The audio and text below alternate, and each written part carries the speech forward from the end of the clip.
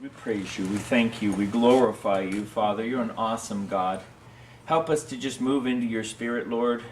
Pour out your Spirit upon us in power. Renew our minds and our hearts with the washing of your word. Cause us to be transformed into the image of your Son.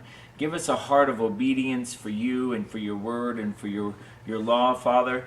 Cause us, Lord, to be a sweet fragrance before you, Father.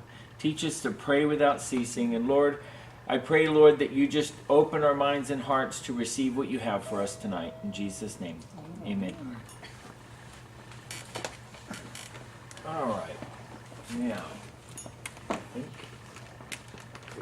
think we're going to go ahead and start. And see, look at that. What timing. Oh, God, the containers. You know what I need to do is I need to just bring the container and leave it here at Noah's Ark so it'll be here on Tuesday night beforehand. Yeah. See, he brought his back from last week. It was 1 week and it's back. What is this, 3 weeks now for me? Don't worry about it. All right. Chronological Gospel, Light of the World. And as I always start on it, Matthew is about Jesus, the Lion of Judah, or his kingship. Mark is about Jesus, the Lamb of God, Jesus the servant. Luke is about Jesus, the Son of Man, his priesthood. And John is Jesus, the Son of God, his deity, King of the heavens. Yeah. And each of these I depict with each of the four faces from the four cherubim. All right, now we're going to be mostly in the Gospel of Luke today. We do touch in John a little bit, but pretty much most of it's going to be in Luke right now. And Luke chapter 10. After this, the Lord appointed 70 other Talmudim disciples and sent them on ahead in pairs to every town and place where he himself was about to go. He said to them, "To be sure, there is a large harvest, but there are few workers. Therefore, plead with the Lord of the harvest that he speed workers out to gather in his harvest. Get going now, but pay attention.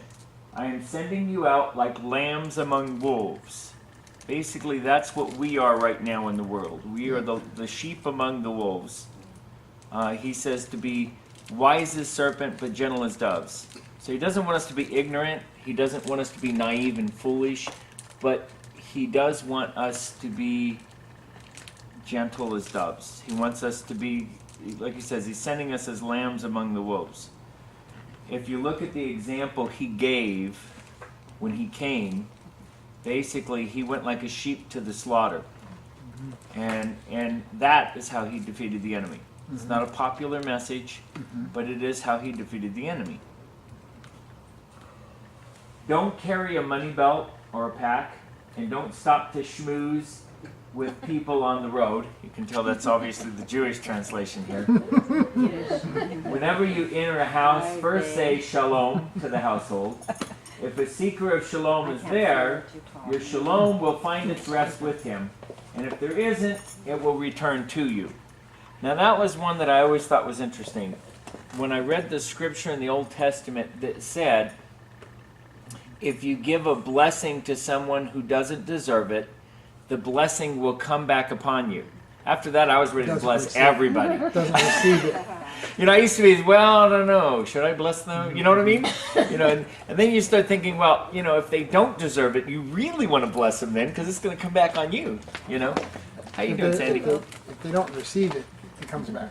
If they don't receive it, it comes back. You know, so you know, it's kind of like it is always good to bless people, always. You know, he says, bless your enemies. And it'll be like heaping coals of fire upon their heads. So you don't want to be like, oh, let's bless them, let's get the coals on. No, you don't want to be that way. But, you know, because God knows the attitude of the heart. Right. But if you have an attitude of blessing everyone around you, you know, the blessings are. It goes back to the sowing and reaping. You're going to reap what you sow. Right. Is that verbal blessing you're talking about? Because, I mean, sometimes you should bless them. You know, any but words are cheap. I mean, they're not all the time. Not all the time, no. They're not all the time cheap. This is the context I put it in. God spoke creation into existence, and he made us in his image. Okay. And if we are children of God and not the destroyer, then when we speak, it should actually mean something. Right. You know, back in the old days, when they spoke a blessing, that was serious. Right. You know, I mean, they expected what came from their mouth to actually happen. And we should have that same attitude of faith, that when we speak something, that will really actually happen. I just like to do sometimes, you know. Well, you know what they say, faith without works is void, right? In other words, if you're moving in faith, there should be actions that accompany with it, right? You know, to say, I believe that plane can fly, but you're not willing to strap yourself in the seat, that's not real faith. Stay in that same house, eating and drinking what they offer, for a worker deserves his wages. Don't move about from house to house. Whenever you come into a town where they make you welcome, eat what is put in front of you. Heal the sick there. Tell them the kingdom of God is near you. But whenever you enter a town and they don't make you welcome, go out into its streets and say, even the dust of your town that sticks to our feet we wipe off as a sign against you. But understand this, the kingdom of God is near. Now, one of the things that jumped out on me a little bit on that too was, whenever you come into a town where they make you welcome, eat what is put in front of you. You know, I think there's a certain amount of hospitality in terms of appreciating, you know, as a guest, what somebody offers you.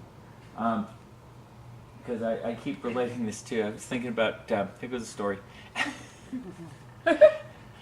I went to my mom and dad's house, and I had preached to my dad before about, you know, the judgment on those that eat the flesh of swine from Isaiah, right? And, you know, so he's heard this stuff before and like that. And my mom had fixed dinner, and I came home with my dad from the men's Bible study, and she's like, oh, shoot, I forgot I fixed pork, right? And I said, you know what, Mom, it's okay. It's okay, I'll bless it, fine. You know, I'm not going to die because I ate this, you know. Oh. Then my dad went running around after that, my son believes he can eat pork now. It's like, wow. There's a difference. Yeah. There's a huge difference. There's a huge difference. Yeah. Wanting to Making exceptions and that being the norm. Right. Yeah. Well, there's a lot of cultures that if you refuse something that they've Yeah. offered you, It's extremely rude. It is. Yeah, it's extremely rude. And I think that's part of what this is talking about here, is in part accepting the hospitality. I was in a home training somebody, and one of my clients had offered something that his wife was cooking, and it was a different nationality, and I really didn't know what it was, but he offered it, and, Right. and I went ahead and took some, because I always try things. Well, the gal I was training, she refused to even look at it, so I quickly took it and ate it too, and I said, you know what? Just letting you know, it is actually disrespectful if you refuse. Well, yeah, and I actually believe myself, and I know I'm probably in a limited group on this, but I believe myself when he says they shall eat any deadly poison and it not harm them, that he's pertaining to what, you know, bless, you know, whatever you bless is good for the body. That you can bless it, eat it, and you're going to be okay. And my gift was faith before. I actually once blessed some rancid bad shrimp and ate it. Tasted awful, but I didn't get sick. I never had anything happen to me. But it was bad. It was really bad. But, you know, by faith, I believed if I blessed it, I would be fine, and I was.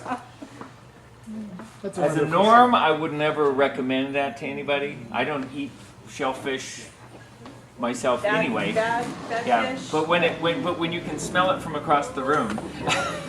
Why would you eat it? It was kind of a hospitality issue thing that was in there and stuff, and it was just, you know. Another thing, how do you reconcile that it's not what goes into the body that defiles it, it's what comes out of it? Now, I don't eat pork. Right. I've stopped eating Well, pork. I But don't on eat- the other yeah. hand, I don't know if that verse does say you can eat it. Go ahead. Well, if you take it down to like what is food, that's the easiest way. Is if you look back at Genesis and Leviticus, God says, that there's things that are food for us, and that's by definition because He is creator. He's designed it that way.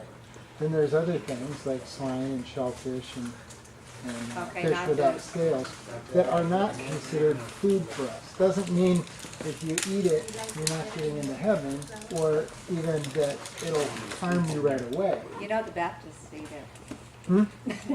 But What was that? But if you The but the thing Baptists. is that there's a spirit of obedience and a spirit of disobedience, and if you're doing it out of defiance, then it's not the eating that's the problem; it's the being defiant that's I the don't know problem. too many people that are being defiant. I'm just saying, yeah. Well, in if the you- Christian community, Yeah. people are eating that. They're eating that for their banquets after church. Right. Well, and one of the things you can look at on that I don't- too, like I said, exceptions to the rule. I mean, you do something one time, you're not going to die from it. Right. But a continual eating of that type stuff is basically going to be tied to health issues that you're going to have because of, most people don't even realize that pork has 13 worms in it that no matter how well you cook it, you can't kill all of them. Right. Right. Which is the reason that you have, 4 major diseases. Trichinosis, of course, is the most common, but you have 4 diseases that come exclusively just from eating pork and nothing else. Right. So there are health. There's benefits to keeping God's laws. Right. Now, if somebody eats pork one time, are they going to die? Yeah. No. Yeah. But God's giving you a guideline to live by Right. as a rule that if you follow these, you're going to live a better life. You're going to live longer. You're going to live healthier. Right. And that goes with all of his laws. Every law he has, there's a benefit that goes with it that's going to, where you're going to benefit from it. Whether it's for health reasons, whether it's for moral reasons, or what have you, you're going to benefit from keeping his laws. Well, people really are not, they're not lined up to God's laws sometimes because they're told false things. Right. I was always told, my mother was always told that the reason why they didn't eat pork is because they couldn't get it hot enough all the time and that there were worms. And now that we have all this, that it's fine. So, I mean, people, and they're told that. Right. Well, and most people believe that, but like I Because it said, works. no matter how hot you get it, you can't kill all of them. Well, not as long as it's not charcoal. Yeah. I mean, Yeah. as long But as you're not going to gonna want to eat it if you get it. If you're chomping on a hard piece of burnt charcoal. And because Yes. way back when, in Abraham's day, Just glass it. fire was 10,000 degrees, but nowadays it's only 350 degrees. Really? Yeah, so it changed. So, Really? Why was it 1,000 degrees back then? For people that go like, it was 350 back in Abraham's day. It's 350 now. It's Well, okay, It's the same. okay. Because I was going to say, were they using something else to burn with that we don't have? Yeah. I'm taking him serious. I don't realize he's being facetious. Right. I'm going, what? What? This is new. I've never heard this. they had more oxygen back then. Now that I know would be facetious. That's why they had giants. It probably was. Yeah, it's because of the oxygen. That's exactly. It's got to be it. Okay. Did I read this yet? Yep. No. I tell you, it will be more tolerable on the day of judgment for Sodom than that town. Woe to you, Chorazin! Woe to you, Bethsaida! For if the miracles done in you had been done in Tyre and Sidon, they would long ago have put on sackcloth and ashes as evidence that they had changed their ways. But at the judgment, it will be more tolerable for Tyre and Sidon than for you. And you, Capernaum, will you be exalted to heaven? No. You will be brought down to Sheol. Whoever listens to you listens to me. Also, whoever rejects you rejects me. And whoever rejects me rejects the one who sent me. So basically, he's telling them when you're going out to these, they're going in by twos. When they're going out to these areas, if they receive you, they're receiving me. If they're rejecting you, they're rejecting me. And basically, he's telling you, if you bless someone and they don't receive it, that's fine. It's going to come right back to you. Then the 70 came back jubilant. Lord, they said, with your power, even the demons submit to us. Yeshua said to them, I saw Satan fall like lightning from heaven. Now, me personally, I've always believed that that verse was him prophesying. That he's seeing into the future on it. Because if you look at the scriptures, and the part of this goes with the DVD on the fall of Satan, was on chapter 12 where he's telling you where Satan's cast down. I actually pinpoint that down to, on earth here, to at the 5th trumpet judgment. It's in the past tense, though. No, it's not. I saw. Well, yeah, but that's my point. He saw Satan fall. He's already seen it. It hasn't happened yet, but he's already seen it. It's, in other words, if it's prophecy, right? If he's prophesying,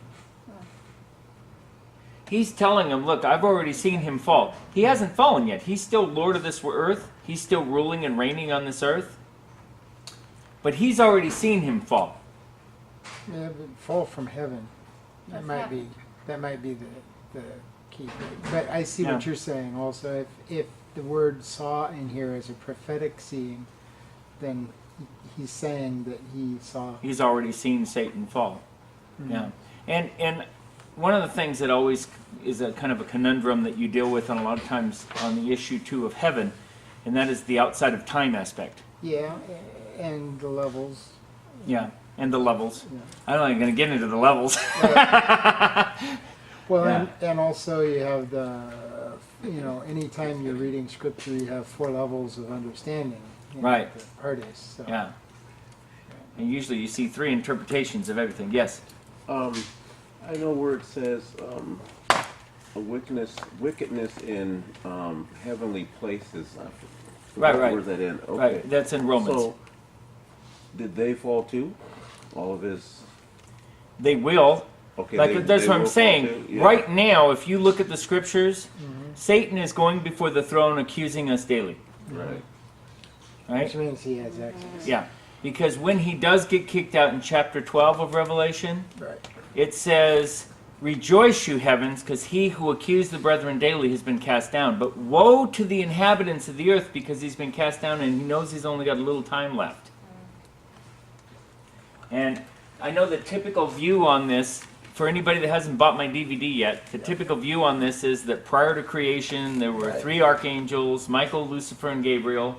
And Lucifer tried to usurp God's throne, led the choir in heaven, cast out of heaven. That's how he ends up in the Garden of Eden. Well, problem is the scriptures they're quoting to back that up contradict that story. Right. And anyway, and that's why my DVD's been so popular, because it's very controversial, because it's not the way people are teaching it. But Well, it's about 80% scripture in it. That's why we have such a problem with gap theory. And Right. they have to make room for other stuff. Right. In other words, they try to come up with theories to try to make things fit in the way they want them to, rather than take it by scripture. You find that also on there. Besides that, the gap theory really was brought in after evolution came about, where they thought they had to find a way to make the Bible fit into evolution. And prior to that, it didn't even exist. In the Hebrew text, when you go through it, Bereshit 1:1. In other words, the Genesis 1:1 in the Hebrew is Bereshit bara Elohim et hashemayim vayet haaretz, which is, in the beginning God created the heavens and the earth. And then he goes on to say Vaba haaretz hayata tohu vabahu vahoshek. And when you go through that, what they've done for the gap theory is the Vaba they take as saying, well, instead of saying and the earth was void and formless, we can say but the earth was void and formless, because it comes from the same root word. Well, but is a vowel in the Hebrew. So it's a different word. Basically, for them to just say, well, we can translate it because they have the same roots. Can you imagine in English if you just, well, they have the same root word, so we'll just translate it to whatever the root word was. The same thing, hayata is became. Or hayata is was, I'm sorry. Niheta is became. And they say, well, they have the same root word. Yeah. So we can say the earth became void and formless. But hayata is was. It's not became, it's was void and formless. And that's basically the only place they could fit in those millions of years is if they squeezed it in between Genesis 1:1 and 1:2. Yeah. And that's why they tried to come up with some fancy Hebrew dialect to try to squeeze it in there. But basically it's not in the text. Yes? So what is Ezekiel 28 referring to? If you look at all the chapters before it and all the chapters after it, it's talking about what's going to happen during the tribulation. So you're saying Ezekiel 28, Yes. that did not happen? No. It's prophecy. Where do you see anything about it in the past? Plus, if you read Isaiah 14, which is the other reference to it, In reference once to again, all the chapters before it, talking about what's going to happen during the tribulation. All the chapters after it, talking about what's going to happen during the tribulation. And if you take chapter 12 of Revelation, when it talks about we're in heaven, everything before it, what's going to happen during the tribulation. Everything after it, what's going to happen during the tribulation. In other words, Satan has not been kicked out of heaven. Why would he? Jesus hasn't bought back what Adam lost to him. Yeah. He is the king of this world, which is why when he tempted Satan, and he said, basically, all the kingdoms of the world are mine. If you bow down before me, I'll give them to you. Right? So If it wasn't true, it wouldn't have been temptation. So Yes. A lot of people are confused because they know the verses from Isaiah 14:12 Right. that talk about the king of Couldn't have a seat. Babylon, and in King James they call him Lucifer. Right. But it's a title, not a name, and it's an illusion. It's definitely a foreshadowing of an Antichrist or even Satan himself, but it is not an account of what happened to Satan. Right. It is a Well, it is and a- besides it is that, an even irony. if and you a take it, mocking of even if you take King it of Babylon. prophetically the same way, Yeah, you have to look at it that he talks about the prince of Tyre and the king of Tyre. Right? The prince of Tyre is talking about Antichrist. King of Tyre is talking about Satan. right. In the prophecies on it, why would he even call him the king of Babylon if there was no Babylon yet? Right. How in the world can any of these scriptures be associated pre-creation Right. if they're saying the trees of the earth rejoice to see him fall? What trees? If it says the nations of the earth were in awe, saying, is this the man who brought low all the nations? Right. What nations? Right. If it was prior to creation. In other words, if you're looking at the context of the text that you're reading in there, Right. there's constant stuff throughout it and just before it, it refers specifically in that day, referring to the day of the Lord. Yeah. You know, and part of that text, when you follow Ezekiel 28 down, it says that he's going to be brought low and destroyed, and the birds of the flesh are going to eat his flesh. Did that happen already? No. When does it happen? That doesn't even happen until after the Millennium Kingdom. That's even beyond when he's kicked out of heaven. Right. So how would it be prior to creation? It couldn't. That's why, commercial time, I recommend everybody to buy my DVD. And then it saves us a lot of time going through this, and we can have a whole discussion just on my DVD. Yes? You know, we were talking about timelines. Yeah. You and I last week.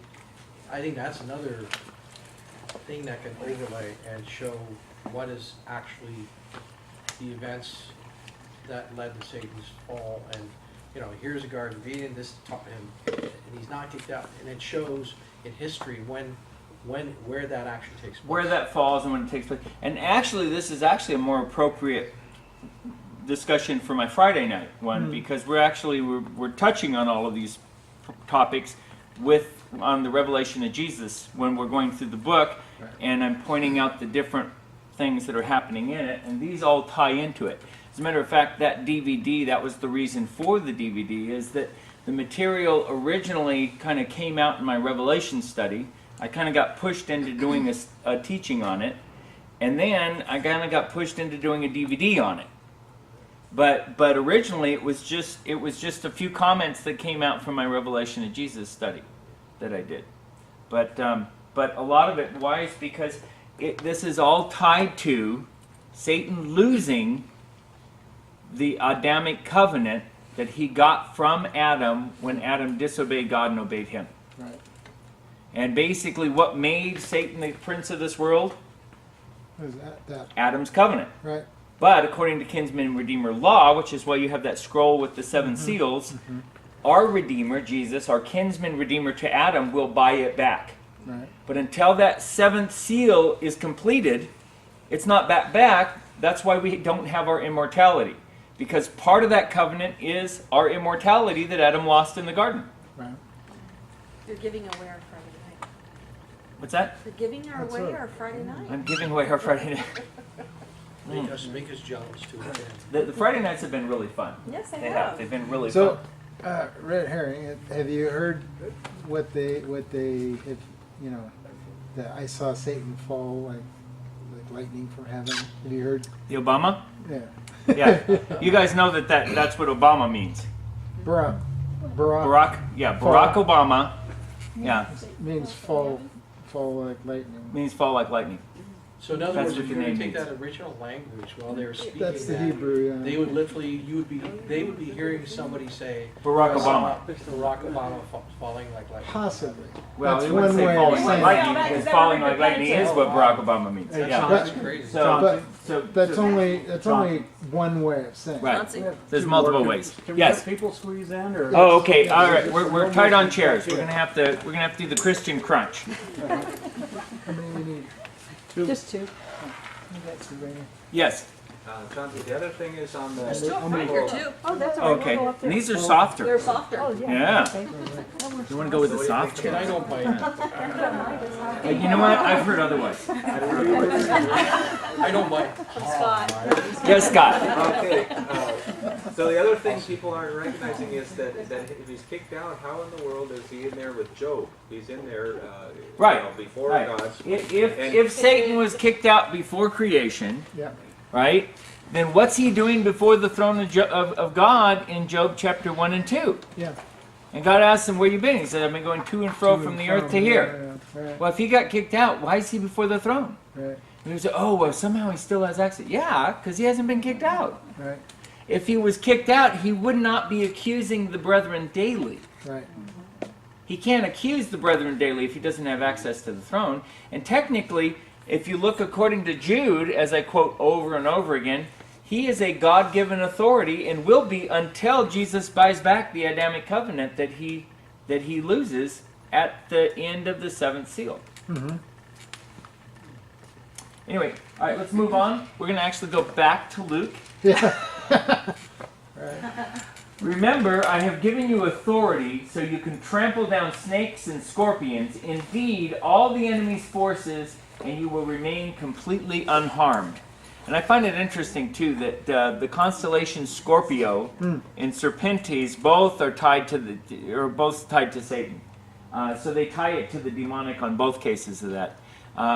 The serpent wrestler who's keeping the serpent from getting corona, the crown, is stepping one foot on the Scorpio's head, and the other, the stinger is stinging his heel in the constellations, which is kind of interesting. That whole, he will crush his head and he will bruise his heel. Right. And one of these days I'm going to get a DVD done on the Mazzaroth, because there's some great material, and it also ties into the 7 signs in heaven. Okay. Nevertheless, don't be glad that the spirits submit to you. Be glad that your names have been recorded in heaven. And, you know, it's kind of like at the High Holy Days when you would always say, Lashana Tova Tetiketevu, which is, Happy New Year, and may your name be inscribed in the book. Say it again. Lashana Tova, which is Happy New Year. Tiketevu. That's, may your name be inscribed. Wow. They also put something similar to that on the great tombstones. It's usually a 4-letter abbreviation. I can't remember it off the top of my head, but it's loosely translated to "May your name be written in a book forever." Or Right. something. But yeah, and it's similar to that. But it is different. And I've heard it before, but I'll be honest, I don't remember it. Right. I don't recall it right now, but I've seen it. At that moment, he was filled with joy by the Ruach HaKodesh, the Holy Spirit, and said, Father, Lord of heaven and earth, I thank you because you concealed these things from the sophisticated and educated, yet you revealed them to ordinary people Yes, Father, I thank you that it pleased you to do this. And, it's funny because you see in the scriptures where the Word of God confounds the wise. Because it's not by might, it's not by power, and it's not by wisdom, but by God's Spirit. Amen. My Father has handed over everything to me. Indeed, no one fully knows who the Son is except the Father, and who the Father is except the Son, and those to whom the Son wishes to reveal him. Then, turning to the Talmudim, the disciples, he said privately, how blessed are the eyes that see what you are seeing. Indeed, I tell you that many prophets and kings wanted to see the things you were seeing, but did not see them, and to hear the things that you were hearing, but did not hear them. Right. Now, I'm going to stop before that last line on it, because that if you really think about it, throughout the whole Testament, it was always looking forward to the Messiah. I mean, the Messiah had been prophesied all the way back at the time of Moses. Actually, if you get into the details of the prophecies to Abraham, it was prophesied all the way back to Abraham. And so, throughout history, they'd looked forward. And now, here's the people that actually got to be there when the Messiah was there. Right. And most of them rejected him. An expert of the Torah stood up to try and trap him by asking, Rabbi, what should I do to obtain eternal life? But Yeshua said to him, what is written in the Torah? How do you read it? And he answered, you are to love Adonai your God with all your heart, with all your soul, and with all your strength, and with all your understanding, and your neighbor as yourself. He says, that's right. That's the right answer, Yeshua said. Do this, and you will have life. But he, wanting to justify himself, said to Yeshua, and who is my neighbor? Taking up the question, Yeshua said, a man was going down from Jerusalem to Jericho when he was attacked by robbers. They stripped him naked, beat him up, then went off, leaving him half dead. By coincidence, a Cohen, a priest, was going down on that road, but when he saw him, he passed by on the other side. Likewise, a Levite who was reached the place and saw him also pass by on the other side. But a man from Samaria who was traveling came upon him, and when he saw him, he was moved with compassion. So he went up to him, put oil and wine on his wounds, and bandaged them. Then he set him on his own donkey, brought him to an inn, and took care of him. The next day, he took out 2 days' wages, gave them to the innkeeper, and said, look after him, and if you spend more than this, I'll pay you back when I return. Of these three, which one seems to you to have become the neighbor of the man who fell among robbers? And he answered, the one who showed mercy towards him. Yeshua said to him, you go and do as he did. Now, it's interesting when you look at the pictures on it, because you've got a priest, a Levite, and a Samaritan. Right? Now, they despise Samaritans. These are half-breeds, intermarried with pagans. They call them dogs. Dogs. Well, they called the heathens dogs too. And these to them these were worse because they were Jews that married dogs. So, they're looking at that, and basically the example he's giving on here, he's saying, you know what? The priest could be going by and saying, well, I better not go near him because then I'm going to be unclean. The Levite could be on a Nazirite vow and be saying, hey, I can't go near any dead body if I'm on my Nazirite vow, right? He could be dead. Who knows, right? But where's the love? Where's the compassion? And it always goes back whenever, and I say this over and over, a lot of times in the church today, they treat it like you'll know my people by their doctrine. Right. And that is not what God says. No. He says they'll know my people by their love. To me, it's a sad thing when people leave because of doctrinal issues in a church. Yeah. Because you're always going to have doctrinal issues. Nobody's going to agree 100% on everything at every church. That's just Plus normal. there's things I mean, there's things that are hidden from view we won't know until that day when we're standing with him. Right. But I can understand people leaving a church because they're saying, well, I didn't see the love. Right. That I can understand. Because he says, you'll know my people by their love. Right. When you get to, and I always go back to the church of Ephesus, because, he says, to the angel of the church of Ephesus write, he who has the 7 stars in his right hand that walks amidst the 7 golden lampstands, I know your works and your patience, and how you don't tolerate sin, and how you've tried those that say they're apostles and are not, but found them to be liars.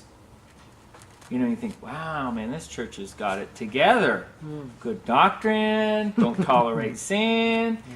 And then he gets to the nevertheless. Yep. You left your first love. He's ready to remove their lamp.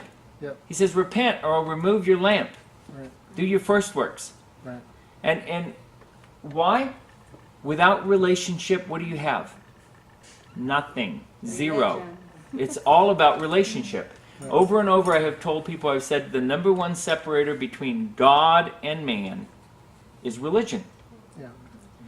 Because religion, in a nutshell, is man's way he wants to get to God. It's not sin that separates, because my sin No. separated. Well, me sin from separates you from God, it does. But you know what? Religion is the one that turns people off to God. Correct. Because they see religion, and it gives the semblance of godliness without having the relationship. Right. And what God really wants is the intimacy. He wants the relationship. He wants a personal, one-on-one relationship with you. Over and over you see through the scriptures where he says, depart from me, you who work iniquity, I never knew you. The word knew he uses there is the same way that Adam knew Eve. Right. He wants intimacy with each person. Right. And then people get religion and think they know God, or think they know what a relationship with God is because they had religion or external works Yep. without the relationship. And then they say, if this is what, well, oh yeah, I've been there, I did that. And those works specifically are man-made. They're doctrine of man. They're not following what the Bible says. Well, and sometimes they are following They what can't. the Bible is, but it's missing the key component, Yep. Yeshua. Yep. In other words, you can do good, take Jesus out of the center of it, and you know what? A lot of these religions, these other religions that you have and stuff like that, are using biblical principles. Sure. The principle is correct. The problem is they've taken Jesus out of the center of it. And going back to the wheel in the middle of the wheel, if you move Jesus, the wheel in the middle of our wheel, out of center, Sure. you're out of balance. You've got an eccentric. Right.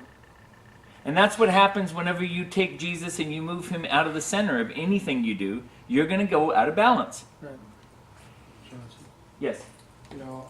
This whole thing reminds me too of verse in James when it says, "My brethren, do not hold your faith in our glorious Lord Jesus Christ with an attitude of personal favoritism." And it really talks about that church scene that you talk about where, and I've seen so much of it, where people come into church and attract a woman, attract a guy, whatever, they get attention right away. They look like they have status, whatever. If somebody comes in that looks like they're hurting, doesn't have anything monetary to offer, totally ignored. Yep. And that's what we have in the church today. Well, and it shouldn't be so. And Paul said that before too. Well, they didn't do that when I came in because I was tore up. I had nothing to offer. I was like, the living dead, and they just. And you know what? They felt sorry for me. Without you here, boy, I'll tell you, this would not be the same Bible study. I can guarantee that. Absolutely. Yeah, Paul That's said the it in truth, 1 though. Timothy. You know, it was interesting about that guy too when he was talking about the Samaritan when he says, which was the neighbor? He wouldn't even call him the Samaritan. Right. He said Yeah. the one The who one. Yeah. he wouldn't even name them by name. Yeah. That's I how was- prejudiced they were. I was thinking Well, that too. There was an extreme prejudice in Right. it, and I hate to say it, we have prejudices too. Sure. Yeah. We look at things externally, and we don't look at the heart. And we do. People judge. People judge people. Yep. They judge a book by its cover. They judge something by what they see. And the reality of it is, most of the time, we don't really know. Right. We're making assumptions and judgments based off of external information that is usually not necessarily accurate. In social psychology, when they used to be able to do a lot of experiments that they could no longer do. Well, anyway, they had seminary students, and the seminary students were supposed to go and give sermons on this very story. And the whole idea, what they were trying to see, is if circumstances would dictate people's behavior. And it was really interesting. So what they would do is they had Confederates act like somebody that really needed help, down and out, and they looked like they were really hurting. And and they set it up to where these seminary students needed to get to where they were going. They had just enough time to get where they were going so they wouldn't be late. And they said these people stepped over these people that looked like they were hurting. They were going to teach this service. Story, and they wouldn't stop and help them. Wow. Wow. Yeah. Very appropriate. Right. Very appropriate. Wow.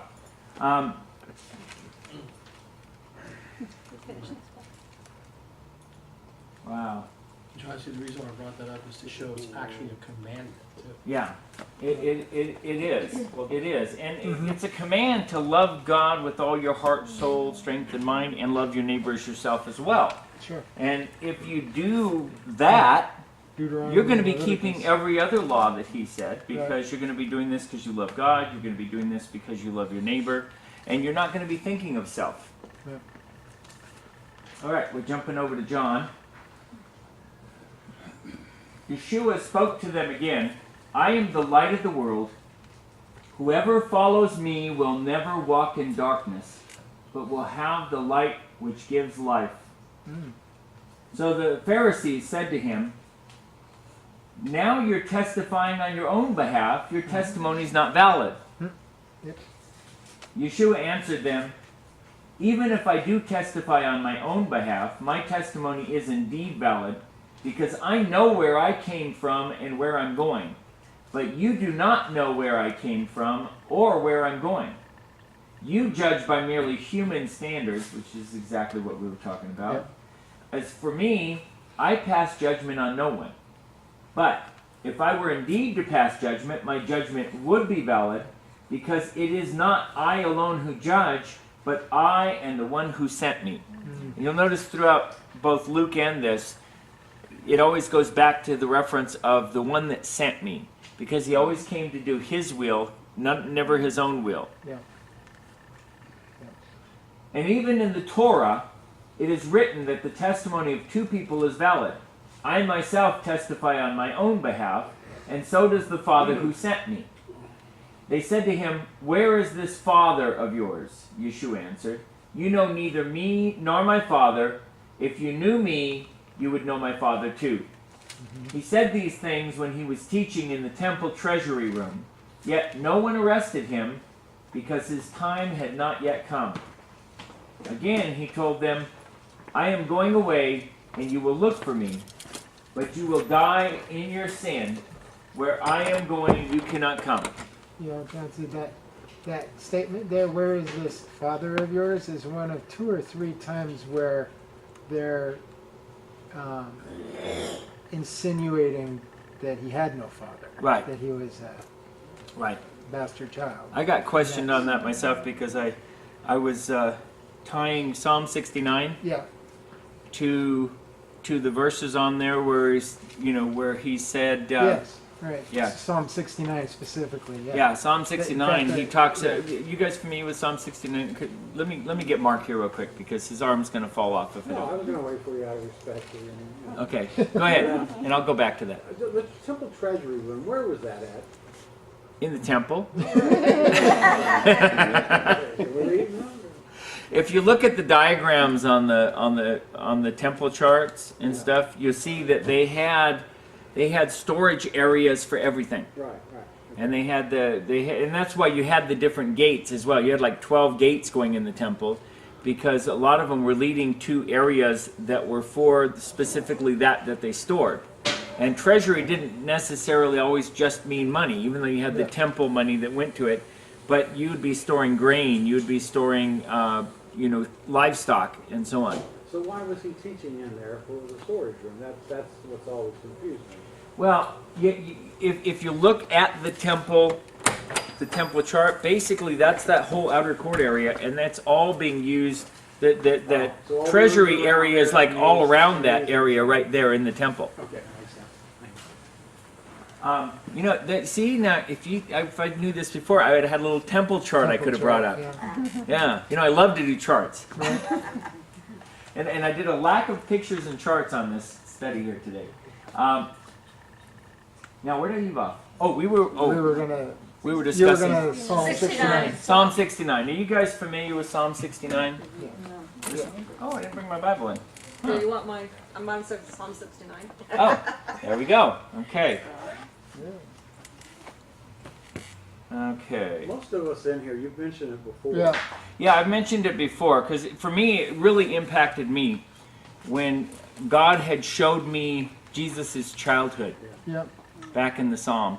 And I had, if I was going to use one 4-letter word to describe my childhood, it would be the word pain. And this was very comforting to me to see that Jesus really did. I mean, we think of his suffering at the cross. We don't think of his suffering throughout his entire life. Yeah. And Didn't you say it started at 8 last time? yeah, I am estranged from my brothers, an alien to my mother's children. He's referring to this because of the fact that, well, Joseph wasn't his father, so that's why it's his mother's children, his half-brothers. And as you know from the previous verses, they had not accepted. They were taunting him in last week's study, saying, how come you're not going up to the feast? What's the matter? If you're supposed to be this Messiah, shouldn't you be out there? Yeah. And because they did not really believe him to be the Messiah.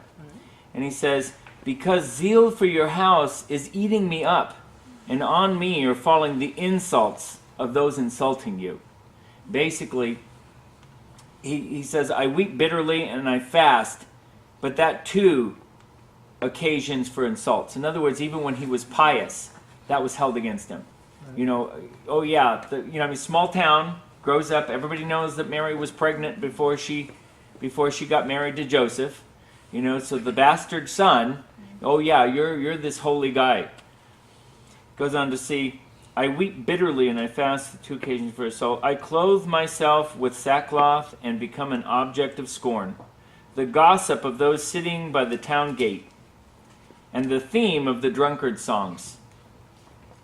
You know, basically, like I said, growing up in a small town, being born illegitimate, this is common knowledge, and you see it throughout these arguments with the Pharisees as you go through here. We just passed that one where he said, you know, isn't it true to say you're a Samaritan son? In other words, that your father is a Gentile? Because they knew Joseph was a Jew, but they made the comment on it that, you know, that Joseph wasn't the dad. Right. You know, and you wouldn't say that all of them believe this. Obviously, you have different groups because you had some say, isn't this the carpenter's son? Isn't Joseph his father? Right. So you had those comments as well. So you get this mixed variety in here, just the same way you had them saying, well, you know, is he a prophet from the Old Testament? Is he the Messiah? Is he the prophet that's supposed to come before the Messiah? And so you had multiple views going through it. But as you go through it, when you see it on there, you see that, like I said, he didn't just suffer at the cross. Right. He had to suffer through his entire childhood. Right. Going through there, being the quote-unquote bastard son, Right. you know, that grew up there. They say he was loved so well all the way up to the point where... That's her phone. Oh, hey, okay. I could Well, use it goes back to the right place, right? Yeah. You know, that's just, it doesn't say that. No, it says he's a man, he was a man acquainted with sorrows, and it says he was a man of sorrows, acquainted with grief. Right. You know, and, you know, that's why I always had a little bit of trouble with the Gospel of Matthew movie they did, where he's just so happy and jolly through the whole thing. Right. Because it just, I don't know, it struck me wrong most of the time in his personality. Yes, go ahead. To be perfect, it was between the Matthew and the Jesus of Nazareth one. The super serious, the super... Right. Which is the Gospel Something, of John, right, yeah. which we sell Somewhere in the middle, yeah. No, but Another commercial. No. Yeah. But It is a bookstore. No. Can you elaborate on this when Yeshua says, a little back, when he says, I judge no one, Yeah. And of course he is going to judge everybody. Right. So he's saying that at that point, and then a lot of times when he says, "Don't judge, Yeah. lest you be judged," and then people use that, and there's Same other measure. times when he wants us to judge. He came rightly the and first so time to be judged. He comes the second time to judge. You know, if you look at the early rain feast depict his early coming. Right. The latter rain feast depict his latter coming. In the early rain feast, he came as a lamb. He came to be judged. Even though he was innocent, they found him guilty. He was stricken for our transgressions. He went like a lamb to the slaughter. But then when he comes back the next time, he comes back to judge. Mm-hmm. And he tells us, "Judge not lest you be judged." And I think I made a comment the last time is, you know, because they say, well, you know, you hear a lot of times people say, well, I'm not really judging them. I'm a fruit inspector. I'm judging the fruit. Well, the fruit is going to be love, peace, joy, patience, kindness, long-suffering, gentleness, self-control. I always try to leave self-control. I don't have that all the time. I struggle in those areas. You're the We all one. do. No. We all do. None of us have it all the time. That's it. That's why we're a work in process. Right. You know, when we abide in the Spirit, we can move in the fruits of the Spirit. Just The watch problem it. is we don't always abide in the Spirit. Right. I hate to say it, but I seem to jump from spirit to flesh without even skipping a beat. Right. And it's like I was just moving in the Spirit. How did I end up over here? You guys hear it right in the middle of my Bible study half the time. But Yeshua's making judgments all the time on what Yeah. kind of person this is, and the woman. I would with her say he was husband. making a judgment when he gets to that part where he says, "You brood of vipers." He's making You judgments hypocrites. all the time. So when he's saying, "I don't judge anybody," and he's telling, it says it. He He says knows, right knew there what was in that men's you're going to hearts. die in your sins, so I... He didn't pass judgment on them, but he certainly judged right and wrong, what people were Yeah. doing right. And Not something, I'm sorry. Well, and the way I look at it too on it, you find where he gets into this, "You brood of vipers, you hypocrites," actually is after this. Yeah. And it's, you know, there's this kind of enough's enough point on it. They've been trying to trap him, they've been trying to trap him, they've been speaking against him, they've tried to arrest him, they've been going through all of this throughout all of this here. And you see in a little bit here where it gets pretty heated. And sometimes the King James Bible has a tendency to tone things down, like when you read stuff like he will loose the bells of kings, you know. It sounds so eloquent until you think about what he's really talking about, right? And it's the same way you see in a lot of the text on here. Some of the text is, you know, we've read it and it seems smooth flowing, but if you really read the tone behind the conversation, you know, they're calling him a bastard. Right. And he's saying, you guys are, you know, well, he says it, you're vipers and hypocrites. Right. Now, Yes. going back to the fruit of Spirit, Yes. isn't that singular, not plural? The fruit of Spirit is love, and the rest of them are just love types of things. I think it's a singular there. I think Oh, that's the an fruit of the Spirit interesting, is yeah, love. that's an interesting one. You know, in a way that kind of ties in, did you ever see my chart I did on the tree of life and the tree of sin? No. Anyway, on it, there's 3 roots on that tree. And the 3 roots on it are, as Paul said, the lust of the eyes, the lust of the flesh, and the pride of life. Or as I put it, lust, greed, and self. And the big root in the middle is self. Yeah. Right. And you can cut off all these branches, and you're just going to grow more branches. So what you see, and like you were saying on it, you know, basically they stem off of love. In the same way on mine, I would, you know, the branches, you'd have like these 3 big branches that come out from those 3. And the little branches are, like you were saying, stemming off of the main part of that, which these are all aspects of love that go through there. Yeah, that makes you know. sense. Yeah, and so that was kind of the way the tree worked out too. I tried to do a little fruit and draw the name in the fruit and stuff, but you know. But yeah, and then at the same time, you know, for the tree of life, it's different because it's the opposite of the ones, like I said, the lust of the eyes, the lust of, you know, for the tree of sin. The one for the tree of life, it's going, instead of self, it's selflessness is the root, and instead of greed, it's charity, it's giving, it's love, and instead of lust, it's denying self, or it's not denying. What was it? I don't remember what root I had, but it was basically the opposite of what lust would be, And So the word fruit in this is karpos, which is Greek. Mhm. And it is a singular word for a general fruit. Like it's also used as a crop, the crop or harvest. So, but not. It's not the word for harvest. It's just right, fruit. But right. it's an inclusive fruit. It is singular, but it's a But it's singular. inclusive. It's kind of like in the Hebrew in the Old Testament where it says the two witnesses, when you had the 12 spies that went into the land, Right. that it took 2 men coming back to carry the one grape. Yeah. Yeah, I think Yeah. that's Yeah. great. Yeah. And the concept in the Hebrew is that cluster Yeah. was all considered one grape, even though it was a cluster of grapes that was so big it took 2 men to carry them. Yes. Yeah. Because if it was one big grape, can you imagine 2 guys trying to carry one big grape? That's a big grape. All right, where did I leave off? Anybody remember? Somewhere there. Am I at the top or am I in the middle? 21. Somewhere I just want to make sure that was the name. And even in your Torah, it is written in the Testament. Okay, I read that. They said to him, where was your... Okay, we read that. He said these things when he was teaching in the temple treasury room. I read that. Okay. Again, he told them, I am going away, and you will look for me, and I will die. You will die. Yeah, I did read the whole thing. Yep. Okay. Where I am going, you cannot come. Okay. Yeah, I'm on here. There you go. 8. No, 8. Last time I said you're on the next one, you weren't, so I wasn't going to say that again. There you go. Okay.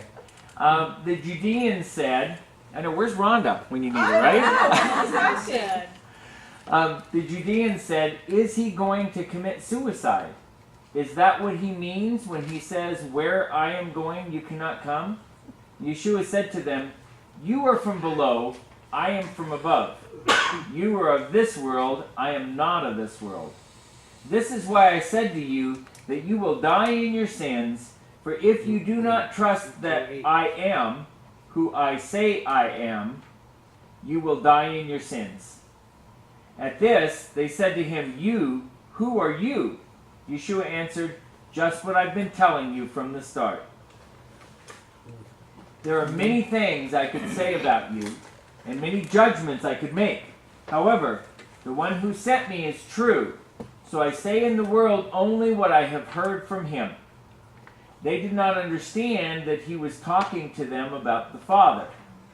So Yeshua said, when you lift up the Son of Man, then you will know that I am who I say I am, and that I myself, I do nothing, but say only what the Father has taught me. Also, the one who sent me is still with me. He did not leave me to myself, because I always do what pleases him. I wish that could be said of me, that I always do what pleases him. Can you include that to all of us, please? Yes, yes. I know me personally, I wish that could be said of me, but yeah, it would be great if it could be said of all of us, that we only do that which So pleases lifting up him. the Son of Man, that phrase that he said. Let me go back to that. Yeah. Lifting, when you lift up the Son of Man, then you will know that I am who I say I am. And that's, I mean, an illusion, because we already know the rest of the story. Right. But at that moment, at that time, they had no idea what that meant, what lifting up is referring to. No. There is a Hebrew concept of lifting up. I'm thinking of it, but I'm not. I don't have. I didn't prepare anything to say, so I'm not sure what I was going to say. I know. If you go back to John 3, when he said, "Just as the bronze serpent was lifted up in the wilderness, so must the Son of Man be lifted up," which was an allusion to the cross. Right. And I believe this is still an allusion to the cross. But to me, it seems like a play on words in terms of, in the concept of when we lift him up, when we give him honor and praise. Right. Because as you see throughout the Old Testament and the prophets, I think it was Hosea, where God said, I spoke to you in similes and word plays and puns. Sure. You know, and if you go through the Hebrew of the Old Testament, it's lost in the English, but in the Hebrew, there's plays on words that he used throughout the scriptures that give like hidden meanings and Yes. pictures behind it that alluded to the cross and all kind in the Messiah and all kinds of other things. Right. No, and you see the words in the brackets here, who I say I am. That's actually silent, right? That's, Right. What he said is, you will know that I am. Right. Exactly. That Yeah. really made him mad. Yeah. Yeah. And because that is a claim to deity. And in Hebrew, that's the word ayeh. Asher ayeh, ayeh. And that was what God gave his name as. No, I need you to do though. When you're talking, I need you to speak up. Sorry. Because I've heard people say it here before. It says, you know, when you're talking, yeah, that they can't hear you. If you're gonna Yeah. talk. Yeah. See, like me, I've never had to use a microphone. Don't know why. Neither. If we Yes, could- Scott. If we could stick to the raising hands. Stick to the raising You hands. look Okay. fun of no hand raising. Yeah. They're watching you from the back, so you guys better lift those hands up. Okay. All right. Many people who heard him say these things trusted him. So Yeshua said to the Judean who had trusted him, "If you obey what I say, then you are really my Talmudim, my disciples. You will know the truth, and the truth will set you free." They answered, "We are the seed of Abraham, and have never been slaves to anyone." It's like, wow, didn't they ever read Exodus? Okay, I'm sorry. I couldn't help that. We're just like, you know, they're always making these statements, and it's like, did they never read their Bible? Right. You remember earlier on it where they Yeah. says, you know, Can well, anything good come of Nazareth? well, it says, well, you know, read the scriptures. No prophet ever comes out of Nazareth. And it's like, well, Jonah came out of, there were 3 prophets came out of Nazareth. What are they talking about? Right. Aren't these the guys that study the, you know, the Torah day and night? You know, it's like, anyway, I'm sorry. I'm running off on the comments they make, and I was thinking, don't they read their Bible? Yeah. Anyway, been slaves to anyone. So what do you mean by saying you will be set free? They're saying, we're not in bondage. Mm-hmm. These Romans, we want them here. Right. Yeshua answered them, "Yes, indeed, I tell you that everyone who practices sin is a slave to sin. Now, a slave does not remain with a family forever, but a son does remain with it forever. So if the Son frees you, you will really be free. I know you are the seed of Abraham, yet you are out to kill me, because what I am saying makes no headway in you." That's an interesting way to put it, makes no headway. Yeah. "I say, what my Father has shown me, you do what your father has told you." They answered him, "Our father is Abraham." Yeshua replied, "If you are children of Abraham, then do the things Abraham did. As it is, you are out to kill me, a man who has told you the truth, which I heard from God. Abraham did nothing like that. You are doing the things your father does. We're not illegitimate children." There's no snag there. "We're not illegitimate children," they said to him. "We have only one Father, God." Yeshua replied to them, "If God were your Father, you would love me, because I came out from God. And now I have arrived here. I did not come on my own. He sent me. Yeah. Why don't you understand what I'm saying? Because you can't bear to listen to my message. You belong to your father, Satan." There he goes and says it. "And you want to carry out your father's desires, who came to kill, steal, and destroy. From the start, he was a murderer, and he has never stood by the truth, because there is no truth in him. When he tells a lie, he is speaking in character, because he is a liar, indeed the inventor of the lie. But as for me, because I tell the truth, you don't believe me. Which one of you can show me where I'm wrong? If I'm telling the truth, why don't you believe me? Whoever belongs to God listens to what God says. The reason you don't listen is that you don't belong to God. Yeah. The Judeans answered him, aren't we right in saying that you are from Samaria and have a demon?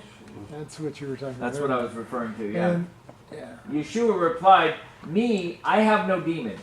I am honoring my Father, but you dishonor me. I am not seeking praise for myself. There is one who is seeking it, and he is the judge.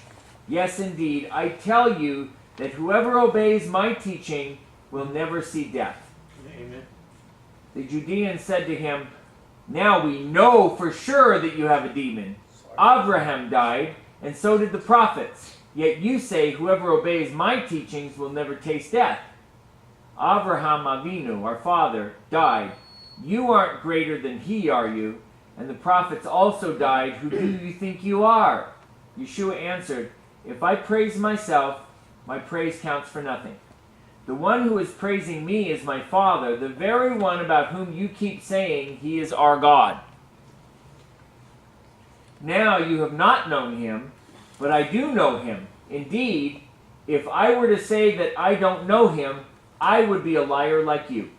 But I do know him, and I obey his word. Abraham, your father, was glad that he would see my day. Then he saw it and was overjoyed. Why, you're not yet 50 years old, the Judeans replied, and you have seen Abraham? Yeshua said to them, yes, indeed. Before Abraham came into being, I am. He's used that a lot. A lot in here. At this, they picked up stones to throw at him, but Yeshua was hidden and left the temple grounds. Now, when did Abraham see him? Anybody tell me? When he came to tell me about Lot. Exactly. Very good. Say it again. Yeah. When he came to tell him about Lot. The pre-incarnate. That's right. If you look at the scripture on it, it says that 3 angels came to Abraham. And Abraham rejoices, right? And brings them to eat some bread, some meat and cheese. Which is interesting because Jews don't eat meat with dairy products, right? Okay, so then basically God says, should I tell Abraham what I'm going to do?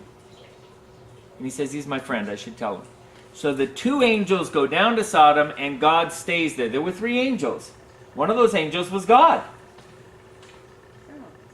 Now it says the word of the Lord came to Abraham. God himself or Jesus? When John says, in the beginning was the Word, and the Word was with God, and the Word was God, and that all things were made by him, for him, and through him, and that in verse 14 he became flesh and dwelt among us, basically he's making the statement that when it said the word of the Lord came to Abraham, he's talking that Yeshua, Jesus, came to Abraham. The same as he came to Isaiah, the same as he came to Ezekiel, the same and so on. That all of these, and this was one of the things that and I covered this when we were in John chapter 1 in the beginning, when we started this gospel series, that when John spoke of the Word, he was referring to the Word of God, the memre in the Aramaic that was throughout the Old Testament, not the logos, a form of, John wasn't a Greek philosopher. He was referring to the word of the Lord that appeared throughout the Bible, that these were being taught in synagogues the same time that Jesus was there. They were being taught that this word was equal with God but separate from God. They were being taught there were 7 attributes of the word of God that were brought in. That this word of the Lord was the manifestation for all the theophanies of the Old Testament. And that this word that they spoke about had a mind, will, and emotions. And when you look at the different aspects that they were teaching in the synagogues about the word at that time, you'll see that those are the same things that John is addressing in chapter 1 of John. Yes. The creative essence. Yeah. Now you have not known him, but I do know him. Indeed, if I were to say that I don't know him, I would be a liar like you, but I do know him, and I obey his word. Abraham, your father, was glad that he would see my day. Then he saw it, and he was overjoyed. and why you're not yet 50 years old. So it goes on to this. Anyway, this is the last frame. Next week will be on the healing the man that was born blind from chapter 8. Yes? So they picked up stones to stone them in the temple. Does the temple just have a collection of stones laying around in case they wanted to stone somebody? They might have brought their own. Those are like big Yeah. boulders. These guys were ready to stone pretty quick, so it's quite possible they had their own little bag of stones they kept with them. But yeah, they probably had stones lying around. Yeah, and Probably had a dirt floor. yeah, well, they did have a dirt floor, and if you'll notice, it was around the temple where Jesus started writing in the dirt. Yeah. Yeah. Right? Yeah. If it had not been dirt, how would he How would he have write it? written? Yeah, how would he have written in the ground?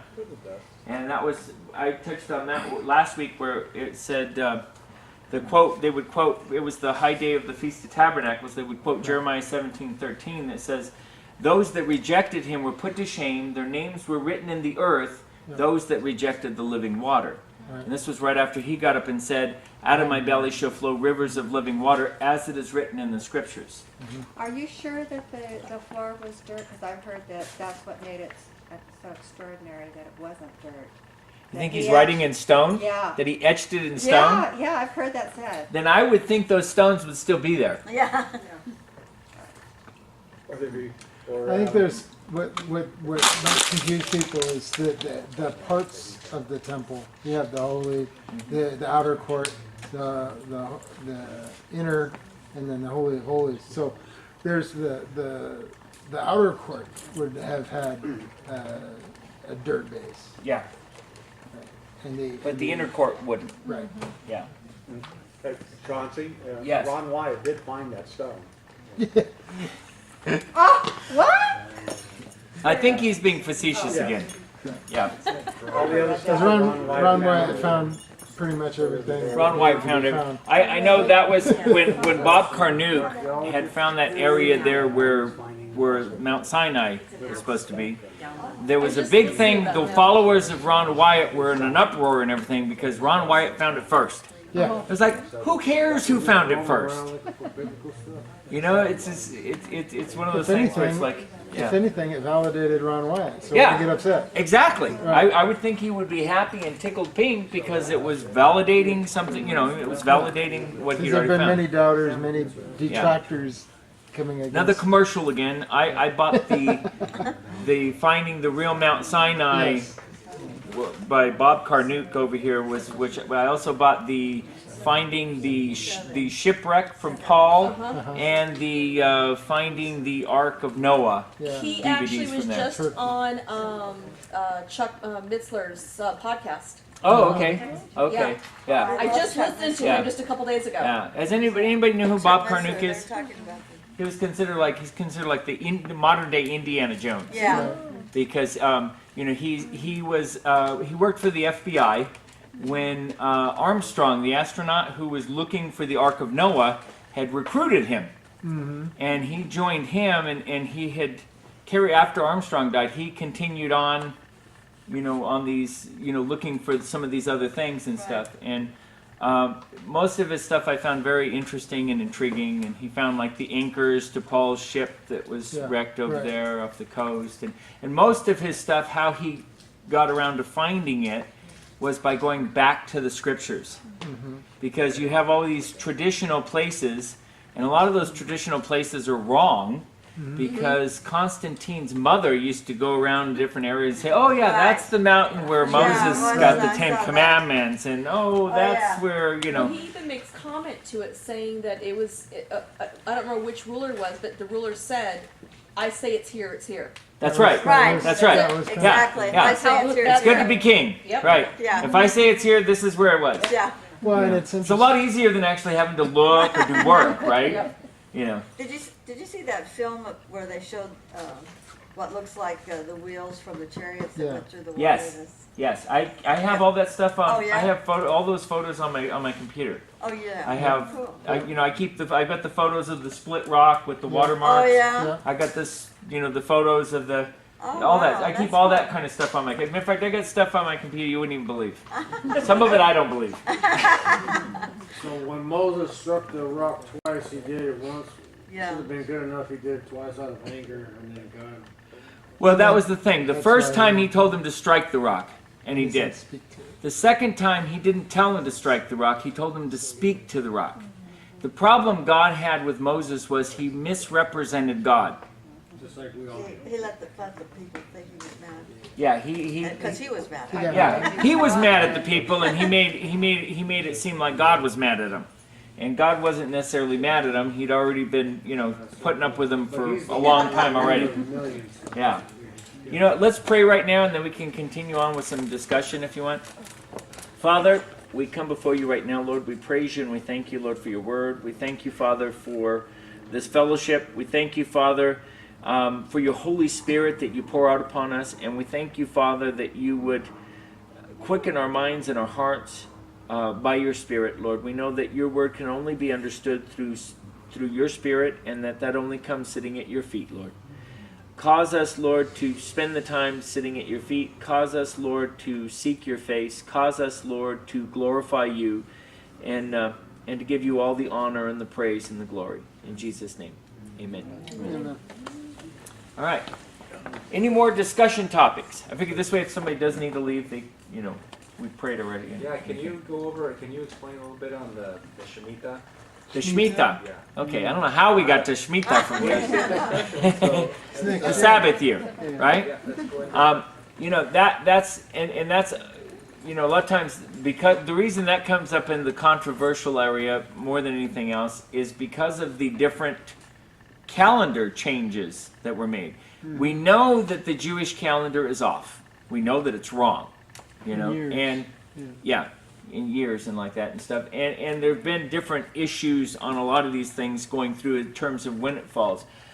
I have gone along with the view on the Shemitah year that this is a Shemitah year, and that 2008 was a Shemitah year, and 2001 was a Shemitah year, and that 1967, when they took back Jerusalem, was a Shemitah year.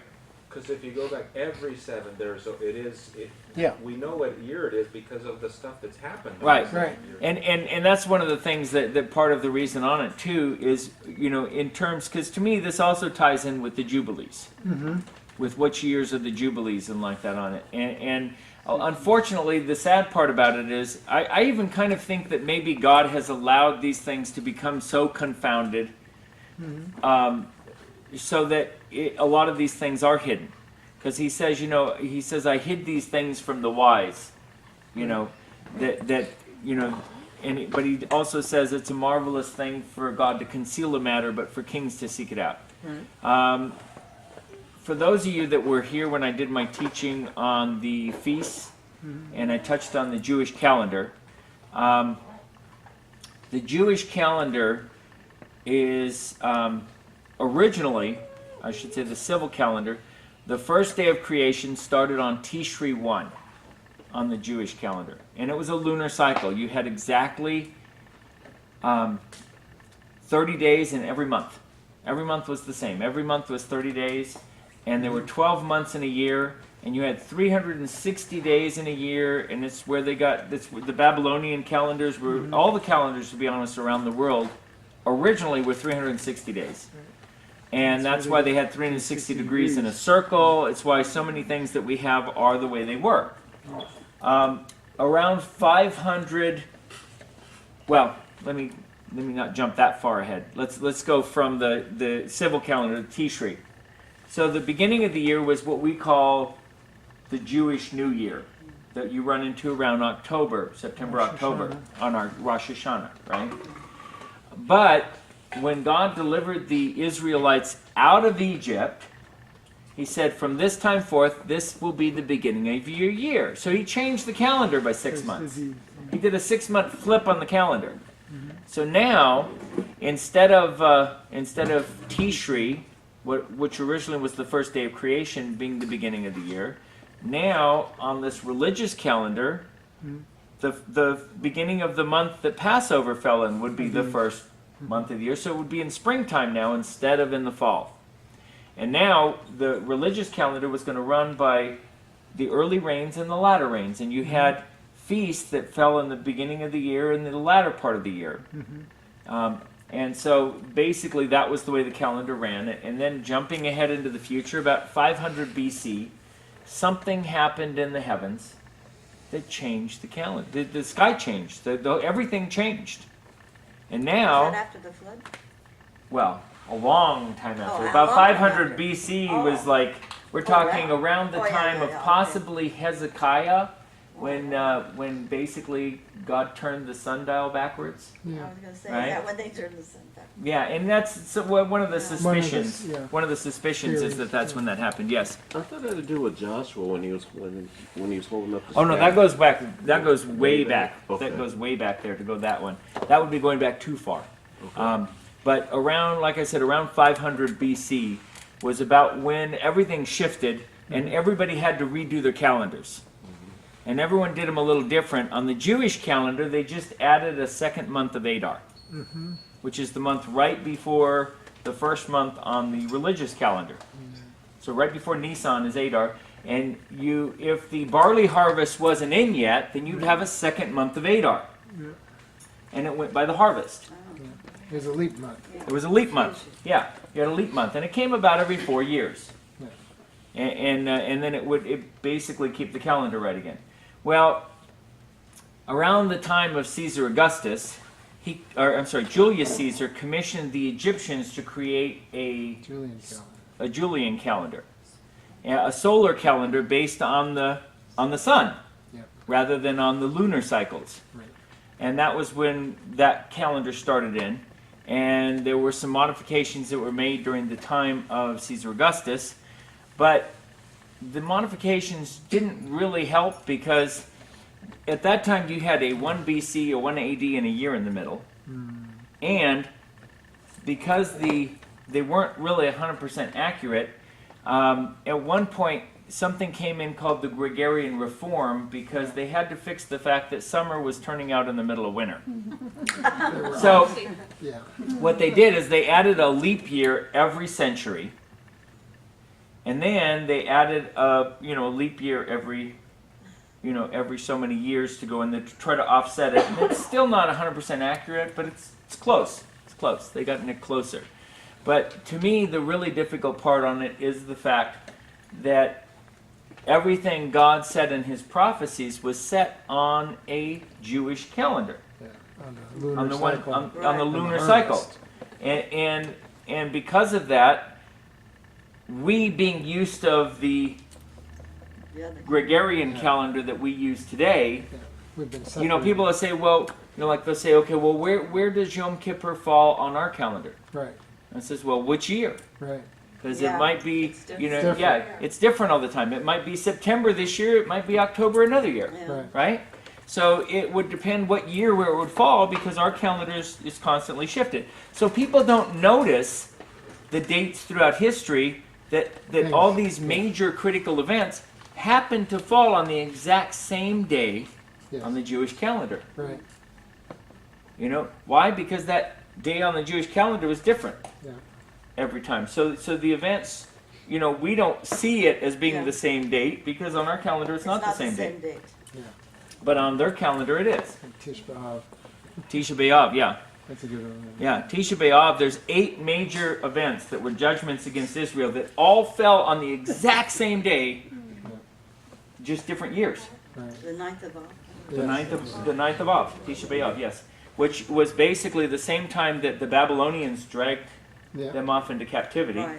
Was the same day that the Romans salted the area, same day Masada happened. It was the same day that the Jews were kicked out of Spain, which is 1492 when Christopher Columbus sailed the exact same day because he was a Jew, and the same day that England kicked the Jews out. Britain kicked out the Jews, and so on and so forth. So you had all these events, and they all were judgments again, and they all fell on the exact same day on that calendar. Day. Now on our calendar, they were all different days. All different days.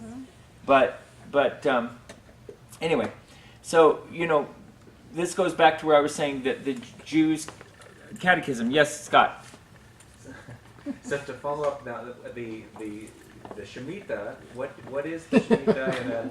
And you can explain Right, it. and I'm getting this, and I bring it, What do you see that you said you believe this is a Shemitah year? What do you believe is going to happen this fall? Right.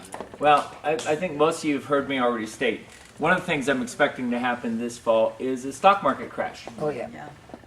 Anybody that's kind of read any of the stuff on that from it, you see where in 2001, Shemitah year, and they quoted the verses. 2008. The heathens quoted the verses from the Bible that was the judgment for that not keeping the Sabbath and the judgment coming down on it. And basically we had a stock market crash because of 9/11. It's also when 9/11 happened. Oh, thank you. Then exactly 7 years later, once again they quoted the same verse again, and the stock market crashed again exactly 7 years later, the next Sabbath year. And that's kind of the point I wanted to get to beforehand. We think in terms of 7 days in a week. One of God's names is Yahweh Shavayot. I am sevens. He made everything in sevens. So he didn't just have 7 days in a week, he also had 7 years in a week of years. And he had 700 years in Shemitah of 700 years. 2008 didn't the market crash by 777 points? Yeah. Yes. Yeah. Yeah. Just coincidence. Coincidence? Yeah. Total Yeah. coincidence. Oh, yeah. All of these things are a total coincidence that Right. they're all falling on the same date. So of course I'm expecting once again this being exactly 7 years later, and us having a blood moon and a solar eclipse coming in at the same time, that there's going to be a stock market crash, and I would think a big one. Yeah. But you would think even with people the in Senate and Congress are starting to say that well the and economy is ready to drop again. well that and the fact that they're self-fulfilling prophecies. Sure. People seeing that they're going to happen decide they're going to pull their money out and cause it to happen. Yeah. Make it happen big time. Yeah. Yep. Exactly. No. So it's just in a fear. way It's self-fulfilling fear. prophecies. A lot Yeah. of it's just Sure. fear. Yeah. But I myself think that whatever's going to happen this fall is going to be leading. My belief is that and it's only a speculation. I have to clarify that over and over, but I keep leading back to it. Is that in 2017 they'll start the sacrifices in the Jewish temple in Jerusalem. Now, whether that's what's going to happen in 2017, I don't know. It's a speculation. I'm basically going by math. The reason why, and that's why I kind of brought in all that stuff about the calendar, is God put every 50 years as a jubilee. 5 is the number of grace, 10 is the number of completion. So when you had 5 and 10, you ended up with 50, just the same way that 4, the signature of the world, and 10, completion, judgment, 50, jubilee, right? So if you look at 1967, when they took back Jerusalem, that when you go 50 years forward, one jubilee, you end up in 2017. Now, if you go back 70 years, Israel became a nation. Yeah. If you go back 500 years from 2017, the Reformation started. There's actually 5 critical major milestone anniversaries that all fall in 2017. But the one that intrigued me is I started counting back jubilees. I said, okay, if that's the case, and we go back to 1967, and you keep counting the jubilees back, where will I end up if I hit 40 jubilees? Right? Because 40 is the number of judgment. I go back 40 jubilees, and it falls 3.5 years before the Romans destroyed the temple in 70 AD. So I'm thinking, well, if they start the sacrifices in 2017, then exactly 3.5 years later will be the abomination of desolation, according to Daniel. And it would poetically be exactly 40 jubilees from when the Romans destroyed the temple. Now, that's why I said it's only a speculation, and it's based more on math than it is anything else. But I find that God has a tendency to work God has a tendency to work in perfect numbers when He does things. And usually when you find things out later on and you go back through it, you start finding out that it's like, wow, there's some amazing coincidences, what a coincidence that the Passover Seder this year, which had a blood moon, right? Which is based on 4s. You have the 4 cups of wine you drink. You have the 4 questions that are asked. All these 4s that go through the Passover, which is about the signature of the world. that at 4:44 in the morning, Mm-hmm. there was on the fourth day of the fourth month, which was Passover, Yes. that there was a blood moon It for lasted- 4 minutes and was Right. it? There's a lot of fours. Yeah, there's a whole lot of fours. Right, But that's all a coincidence, of course. right. Yeah. So, but it does make you think, And when God starts working with all these coincidences Yeah. and numbers, and then you start seeing that these numbers are adding up, it makes you wonder, okay, well, I know something's happening in 2015. I know something's happening in 2017. I can try to speculate on what, but it's still only speculation. Right. But I You're think not that's a prophet. well, that and God has every time I talk to God, He keeps saying it's sooner than you think. Mm-hmm. And I'm going, well, I think it's really soon. Sooner than that is really soon. Yeah. And if you think about it, 2017 is very, very soon. We're in Yeah, 2015 that's right now. tomorrow. That's 2 years away. Yeah. I don't know about you guys. I blink and my kids are in high school. Right, Right? yeah. It's like, Well, time flies by. Yes. Where would you think the rapture fits into all that? Yeah. We cover this on Friday You night. gotta come Friday. Cover it Tuesday Uh, now. can I Yeah. just ask For you- clarification, You though, try to make it's 57.75 right now. It'll be Well, a lot of this he does 57.76 in more September, which is corresponding to 2016. You already So know. 2017 is going to start September next year, Hmm. in the sense of, Yeah. Yeah. what you Also, call- And if Go you don't ahead. answer that right, I walk out. Okay. We've had that happen already, remember? That's why I'm saying it. Because people aren't here, and some people for your Friday. So, All right. Yeah. go ahead and All right. take just a minute or two. Okay. Now, I usually don't use the term rapture. I use the term resurrection because it's the one used in the scriptures. And you have a first resurrection and a second resurrection, and they're 1,000 years apart from each other, but they're both on Yom Kippur. Now, which falls in October or September, depending on the year, which is on the 10th of Tishri. So Okay. to answer the question, when is Yom Kippur? The 10th of Tishri. Okay. Which 10, the number of completion, right after the first day of creation, right? Another question. Yeah. Yes. Just real quick, so when there was a switch, the beginning of your years and stuff, so Tishri 1 and Yom Kippur and Tabernacles, that is originally when the world was created. That's creation. Correct. The first day Correct. is the day of the feast, the trumpets. Correct. Okay, and so the first day, and then the seventh day was when God rested, and so the 14th would have been Passover. The second Saturday after creation would have been Passover, the first time it was held. Had the calendar not been changed. Yeah. So in other words, the early rain feasts correspond to the latter rain feasts. If you turned the calendar around 6 months, instead of being in the high holy days, we would be in the Feast of Unleavened Bread. But what I'm saying is the creation wasn't in the springtime, it was in the fall. It was in the fall. And he's Correct. coming back with his trump. The original time, he's coming back in the fall, when Right. that's when creation happened. Correct. Okay. Correct. And it's when God destroys the heavens and the earth and creates a new heaven and a new earth. Also is going to happen in the fall. Okay. Yes. Okay, just The Marine Corps birth. not to change the subject, but just if you would say something about the Pentecost, which is like next Sunday, right? Shavuot. Yes. The Feast of Weeks. Well, as I said, one of God's names is Yahweh Shavuot, Right. which the holiday is named after Him, which means sevens or weeks, Yeah. right? And so it's the Feast of Weeks, which is tied to the Feast of Unleavened Bread, and we're counting off the Omer till we get to it. It was a time of giving. It's when God gave the Ten Commandments. It's when the Holy Spirit was given.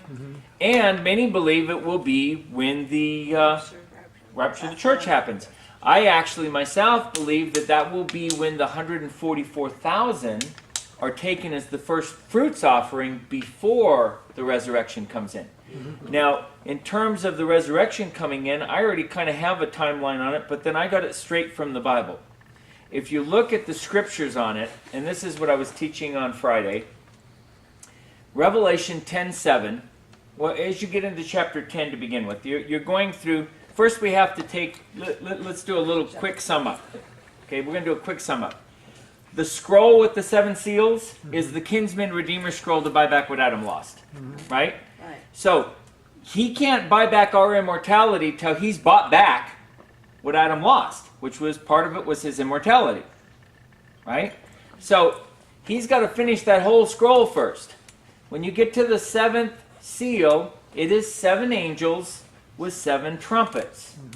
Right? So that scroll is not completed till that last trumpet's blown. Which means he can't buy back our immortality till that last trumpet's blown. And that's all about repentance before the final. Before the final trumpet. Exactly. That's why it says, I tell you a mystery, we shall not all perish, but at the last trumpet be caught up and transformed. In the twinkling of an eye. That's why Revelation 10:7 says, now when the 7th angel is about to sound his trumpet, the mystery of God will be accomplished as he foretold to the prophets and the saints. Well, where did he do? Well, you go back right to that. You have it in Isaiah. You have it in Daniel. You have it. Paul over and over mentions it.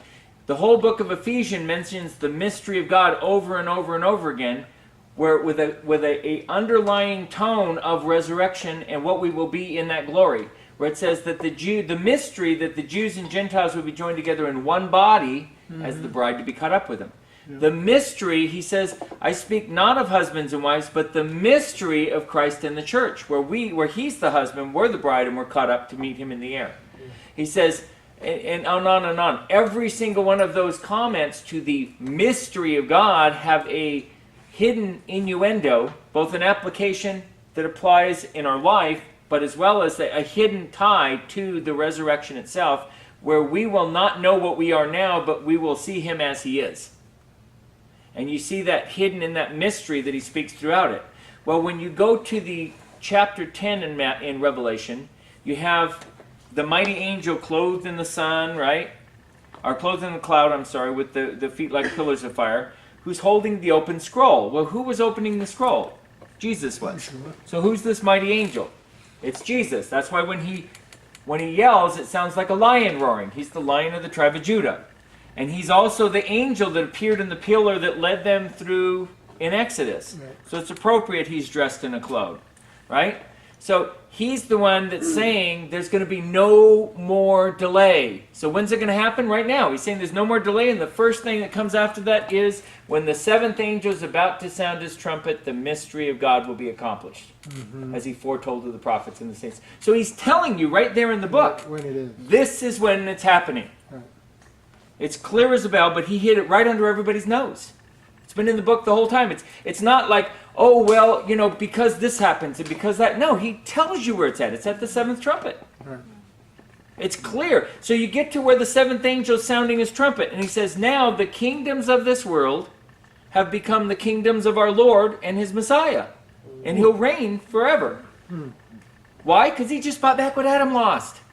So now he bought back our immortality. And he says, and now is the time of the judging of the dead and the rewarding of the saints and the prophets. What is that? The resurrection. Right. And if you, oh, well, let's talk about the white throne judgment. What? That's 1,000 years later. Right. Why would he mention the second resurrection and not mention the first one 1,000 years before it happens? Yeah. Especially since they're 1,000 years apart from each other. Yeah. He's telling them this is the time of the resurrection. He says now is the time of the judging of the dead, because your dead will be caught up and we'll be caught up with them. And the rewarding of who? The saints and the prophets. Why? Because it is only believers that are in the first resurrection, not the second.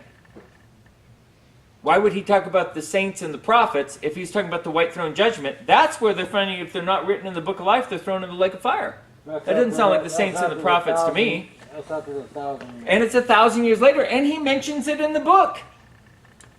In the timeline where it's supposed to happen, 1,000 years later. So, to me, it's kind of funny because that big issue, pre-trib, mid-trib, post-trib, it's in the book. Yep. Everything's in the book. It's really what it breaks down to. There's nothing that's not in the book. Right. It's just whether or not we're willing to receive what God's put in the book. Anyway, next question. Yes, so on the Shemitah. On the Shemitah. He's stuck on that Shemitah, man. He's stuck on that Coming Shemitah. in the fall, what do you think we can do besides spiritually to prepare for this? If this is, to finish that thought, what, This year? You say besides spiritually. But, well, because spiritually is huge. Are we Financially? selling the Shemitah year survival kits here? Or? Because personally, I believe what we can do is all spiritual. Right. It's all about what we do spiritually. It's not about what we do physically, because we could try to use our common sense and say, oh, well, if we know this is going to happen, we should do this or we should do. And you know what? It'll come to nothing. Right. What we can do is we can spend time with the Father. Yeah. What we can do is we can sit at the feet of Jesus. What we can do is commit time to prayer to God. Amen. What we can do is commit time in God's Word. What we can do is work on the relationship with God, because Psalm 91, he tells you he's our rock, he's our fortress, he's our shelter. Yep. He's the one we're trusting to watch over and protect us. And if we're obedient and listening to the Holy Spirit, that's the only thing we can really do. Right. Because you could try to rationally think of like, oh, I should do this or I should do it. And you know what? It's going to come to nothing. Right. But didn't the Lord even tell the disciples to be ready to flee, and you're going to, be packed lightly, and there's preparations. He's not talking about the Shemitah year this year, to flee. But Where are we fleeing to? Tell me where we're going to flee to. As an Isn't example, that for the Jews? As Yeah. an example, if you knew that there Well, was, I am a Jew, look at Joseph. But you're not in Jerusalem. but I'm not in Jerusalem. Yeah. But Chauncey, Joseph knows that the 7 years of famine are coming. They prepare for 7 years. They know it's coming. Right. He said it's They have coming. 7 years of good years beforehand. If you know that it's coming, Right? And so they're practically- stocking up during the 7 good years. Did we have 7 good years before this one? No. 'Cause, But, you know, but it's not an We've been having parallel, 7 but bad the parallel years. of being prepared No rain. physically. Store that food, do something. You don't just be, we're just going to do whatever. If God is telling us something's Well, going to happen. I'll be honest. My plan is to try to get closer with God. Is this gonna affect the That's world my trade? preparation. But then you got to understand, you're talking to somebody who already knows I'm going to die a martyr when the trip comes in. So, and I'm, my whole point is to be prepared to do that. Jesus was my example. He went like a lamb to the slaughter. Yes. What we're supposed to do is spread the word and make everybody know Yes. about Yep. Jesus. Ooh, let's have a Bible study. Oh, wait, never mind. Did it. I'm sorry. I got a twisted sense of humor. I think I'm pretty good in that area. Anybody that runs into me in the supermarket or Costco or Walmart or anywhere else, they're pretty much going to find me doing the same thing I do here. I was able to explain the Omer this week to a guy. Yeah. What's that? I was able to explain the Omer to a guy. Oh, right, counting the Omer. Yeah, the Never countdown. heard of it. Yeah. What's that? Well, 46 today. yeah, it's 46 today. What it is God tells you, when you're going you go from the feasts are all connected. So like you wouldn't have the Feast of Unleavened Bread and not have Passover. They're connected, even though they're separate. They're 2 different feasts. You have the Feast of Passover and the Feast of Unleavened Bread, but they're part of together. They're a whole, right? And they're connected to the Feast of Weeks because you're supposed to be counting the Omer down from the Feast of Unleavened Bread to Shavuot. When you get to it, you're counting down. It's coming closer. It's coming closer. And I believe that's also prophetic tying in. And then once it's finished, those are the early rain feasts are out of the way. God's already starting to prepare people after that. There's a minor fast, and then Tisha B'Av, a major fast. He's already starting to prepare people for the high holy days. Because when you get into Rosh Hashanah, which is the days of awe, that's the 10-day countdown when the 7 trumpets are blown to when the last trumpet's blown at Yom Kippur on Ni'elah, the closing door, to where you fast that whole day on Yom Kippur, and God says He commands you to afflict your souls. Because what you're doing is you're seeking God's favor before He makes judgment. And then once that door's closed, now you celebrate, because then when it comes into the Feast of Tabernacles, Jesus' real birthday, He literally commands you have to celebrate, and that you're just being disobedient if you don't. And this is the one where He says in Zechariah, if the Gentiles do not celebrate the Feast of Tabernacles, I'll give them no rain. Yeah. And if they still don't celebrate the Feast of Tabernacles, I'll bring the plague on them. So I was saying, so how's God feel about this? Yeah, right. That seems pretty strong. It does. Yeah. The second time you said that, and you didn't mention that it was during the 1,000-year reign. I think you need to mention that. Well, it's prophesying about that, yeah. Right, but it's I mean, prophesying about yeah, that. isn't if you that don't during say the 1,000-year reign, reign, some people Correct. might say, oh, is he talking now? Yeah, you say, well, gee, how come we've got rain and how come haven't been hit by the plague? Because it's prophesying about that millennium kingdom. And what you're going to find when you study the millennium kingdom is God set down the way we were supposed to worship him at the time of Moses. And when Jesus comes back ruling and reigning as the high priest from Jerusalem, he establishes those feasts, he establishes the sacrifices for that 1,000-year reign, and he says, this is the way God said to do it, this is the way you do it. Now, a lot of people have a problem with that. They go in there and say, well, wait, why are we doing sacrifices during the millennium kingdom if Jesus did it all on the cross? Right. Right? Yeah. And if Jesus did it all on the cross, where's the tree of life? Where's the Garden of Eden? Where's my immortality? Right? Well, obviously he has to buy that back from that kinsman redeemer scroll first, so he might have did it on the cross to pay the price, but it's not completed until we get to it. And just in the past, as it was looking forward to the cross when they did the sacrifices, right? Do we still give God tithes? Do we still give him offerings? Do we still give him of what we... Yeah. Has that changed? No. Has it ever changed? No. Does it change in the future? No, but it's an agricultural society, so of course people are still going to be giving livestock and grain for offerings. And this time it will be a memorial looking back to the cross instead of looking forward. And as you know, God's very big on memorials. So its purpose will be different. Its purpose is not really that much different, no. I mean, it's the same purpose that they look forward to the cross, it's the same purpose they're looking back to the cross. The difference is, Jesus is going to be the high priest doing them. That's the big difference. That's during the millennium. That's during the millennium kingdom. I spent 2 months just teaching on the millennium kingdom here. It's amazing how much information is in there. Yeah. The rate of exchange. Can anybody here tell me the two things that are both millennial and post-millennial that are going to exist during the millennium kingdom but will still be here after God destroys the heavens and the earth and creates a new heaven and new earth? The water. The living water, the river of water, and the trees of life. Yeah. Those are the only two things that are both millennial and post-millennial. And it's interesting when you read about it too, because it tells you from the throne of David, where Jesus is sitting, a little trickle is coming out from the throne. And he measures out so many cubits, and then it's up to the ankle. And then he measures that many cubits out again, and now it's up to the thigh. And then he measures that many cubits out again, and now it's this raging, rushing river that you have to swim to get across. And it says that it splits out to the west, and it splits out to the east, and that the east one goes into the Dead Sea, and that it restores all these waters that have been turned to blood from the bowl judgments are now purified and restored back to clear water during the millennium kingdom. Yeah. And that when the living water hits the Dead Sea, every fish that was in the sea will now be in the Dead Sea, and it becomes one of the major fishing ports in the world. So what do you think they're going to do? Do you think that the people in different parts of the world will come and get some of this living water and put it in their water so their water could be restored? I would.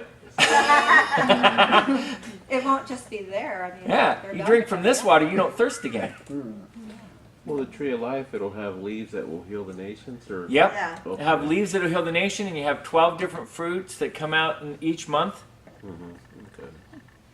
Yeah, and the weird part to me is, originally, I understood that was going to be during with the new heaven and the new earth. And when I started doing my study on the Millennium Kingdom, I was surprised to see that no, that was both millennial and post-millennial. And it's the only two things I do see millennial and post-millennial. I mean, you look at it, there's no seas during the new heaven, new earth. Right? Right. The moon's changed, the sun's changed. All of this stuff's changed. The whole earth and heaven are changed. And but the constant that you see is what was coming from the Ezekiel temple during the Millennium Kingdom is now coming from the New Jerusalem in the new heaven and earth. Mm-hmm. But I find the whole Millennium Kingdom fascinating in itself, that here you're going to have immortals and mortals living side by side. Yeah, that's true. And that the mortals get their life extended out longer. Yeah, 1,000 years ago. Yeah. So you've got two groups of people. You've got long-living mortals and you've got immortals.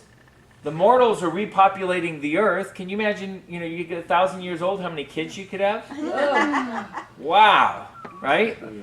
And then, you got immortals ruling and reigning with the Messiah during a 1,000-year reign. Well, aren't they going to stay in the New Jerusalem? That's going to be, how many, 1,500 cubits? Or how big is it? Yeah, and I didn't bring in my Ezekiel charts. I've got charts on all of it. As a matter of fact, I even did illustrate it. If you'll notice on my Revelation chart, I even got my little miniature version of my painting of it on there. But it isn't just, Jesus is ruling and reigning from Jerusalem, but according to him, his people are ruling and reigning the whole earth. He's ruling from Jerusalem, but the whole earth. Well, how does he do that? With the rest of the body of Christ. And those that are ruling with him, he says he rules with a rod of iron and he dashes the nations like potsherds. Now, most of the time, people don't associate this 1,000-year reign of peace and prosperity with ruling with a rod of iron and dashing the nations like potsherds, right? So how's that going to work? Well, you go back to the picture in the Old Testament that God gave of the reign of Solomon, right? Solomon's reign of peace and prosperity, at the end of that reign, his son Rehoboam is going to take over. And they go to his son and they say, your father ruled with an iron fist. He was a harsh taskmaster. Now, you don't think of that as Solomon, do you? Why did Solomon have a reign of peace and prosperity? Because he ruled with an iron fist. And when Jesus rules, why do we have peace on the earth for 1,000 years and prosperity? Because he rules with an iron rod. Well, I thought Jesus was just all warm and fuzzy. Oh, that's right. Jesus is all warm and fuzzy, and like I said before, love without tough love is not love at all. In the past, prior to this, basically when you get to the tribulation period, God says, okay, look, I leave things into your own hands. There'd be nobody left on the planet. Now you do it the way I told you to begin with. And you know what? It's my way or the highway. And you're not going to like that highway. Shattered highway. No, that highway. The shattered highway, yes. So in other words, he's saying, look, I already set down, these are the rules, these are the guidelines. And it says Jesus will rule not by the sight of his eyes, but he'll judge the hearts. So he'll rule justly, but he's going to rule with a rod of iron. Why do you think Psalm 2 says, why do the heathens rage and the people imagine a vain thing? They say, let us break the bonds of this God and his Messiah. And God sits in the heaven and laughs. That's in the millennial period, right? At the end when they loosen Lucifer for a while? Correct. Okay. Yes. He gets set loose. He leads the armies down to attack Jerusalem. And that's the Gog and Magog? That's the Gog-Magog war. Yes. Which is Russia? Well, they've been saying Russia. I'm suspecting now that they're wrong, and I'll tell you why. There's a couple of reasons. There are other people that for years have been saying, no, Magog is actually Turkey. Okay. Right? Now, the thing that really kind of kept gnawing at me is when you read the letter to the church of Pergamos, right? That you're in the seat of the... where Satan dwells, where his throne is. Right. And I'm going, wait a sec, that's the same place they're saying is Magog. Yeah. Wow. And I'm going, it's in Turkey, where Pergamos was over there, which was basically infiltrated with the Babylonian worship and compromise. Which is directly north of Jerusalem too, right? Yeah. Yeah. So, when you look at that, it makes me think that this whole thing that and for years I've heard people saying, oh, well, the Gog-Magog war is going to happen before the tribulation comes in. And I'm going, okay, I've seen books on it and everything else. I'm going, okay, read the text. They come down to attack a nation, Israel, who's been in peace for many years. When has Israel been in peace for many years? They've never been in peace for many years. That doesn't happen till the end of the Millennium Kingdom. And if you read Revelation, it even says Gog, Magog war right at the end of the book. So that's just so unbelievable that where you have immortal people, mortal people, or almost immortal. So there's going to be nearly immortal people that are going to say, let's go down and attack Jerusalem, right? Well, you Because got they're people all that live meant to be- 1,000 years, but here's the thing. It says if a man dies at 100, he'll be considered cursed. Wow. Well, God stretches the lifespan back to 1,000 years. It says a child will live to be 1,000 years old. If a man's being considered cursed because he died at 100, it's because he rebelled against God. So in other words, this is that swift justice where he comes in with the rod of iron. And he says, no, I'm not putting up with this stuff. There's none of this, well, this is what we think. Well, this should be a democracy. You know what? God doesn't run on a democracy. It's a theocracy. It's a dictatorship. It's my way or the highway. And he's letting us, right now we're in the time of Judges where every man does what he thinks is right in his own heart. And look where we're going. Look where that's taking us. Look what's happening in society today. Because every man does what he thinks is right in his... You go into the churches. Right. And so we need all these denominations because, we have different views. Is there one body? Satan knows divide and conquer. Right. So he's divided the church and splintered it into thousands of pieces. And they're so busy stabbing each other in the back, Satan doesn't even have to worry about anything. The word denominate means divide by name. Divide by name, yeah. Yeah. I mean, denominations were not created by God. No. They were not created by God at all. The Reformation actually did more damage than it did good. Even though people were willing to die for the concept of salvation by grace, if you really look at it, there was more. The church was more splintered after that than anything else. Doesn't the Reformation also refer to one of the churches in Revelation? Which one of it does it relate to? That's the scary part. Sardis. Sardis. The one he says, I haven't found your ways perfect. Yeah. He says, be careful or I'm going to come like a thief in the night when you least expect it. And he said nothing. That's the one that falls in the timeline of the Reformation. Whoa. Yeah. A little scary, huh? Yeah. Yeah. And unfortunately, it's kind of a shame. Martin Luther wrote some of the worst anti-Semitic writings ever written in history. Those were the ones that were being quoted by Hitler during World War II. Wow. I don't know if you know, Hitler's Nazi movement was the white Christian movement sanctioned by the Catholic Church. Yeah. In fact, the Third Reich was a Third Reich between the political Germany and the Catholic Church. Yeah. In fact, each Reich is a reference to the Catholic Church. A political alignment between church and government. Yeah. The Second Reich was Germany also. Yeah.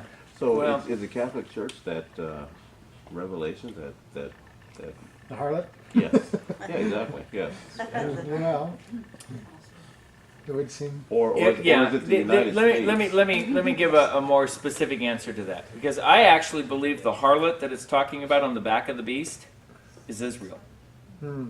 Because you have two Israels. There's the one that gives birth to the 144,000, and then there's the one that's on the back of the beast. The reason God wipes out two, and God says He's the one that does it, wipes out 2 out of every 3 Jews in Jerusalem, was because of the abominations they committed in His temple. When they let the Gentiles trodden it underfoot. When they let the Antichrist in there? No, when they let the Gentiles trodden it underfoot.